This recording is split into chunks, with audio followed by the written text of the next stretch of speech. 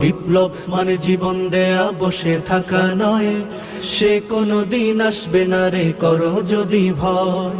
আসবে বিজয় রক্ত আর জীবনের বিনিময়, আসবে বিজয় রক্ত আর জীবনের বিনিময়। বিপ্লব মানে জীবন দেয়া বসে থাকা নয়, সে কোনো দিন আসবে না রে করো যদি ভয়। বিপ্লব মানে জীবন দেয়া বসে থাকা নয়, সে কোনো দিন আসবে না রে করো যদি ভয়।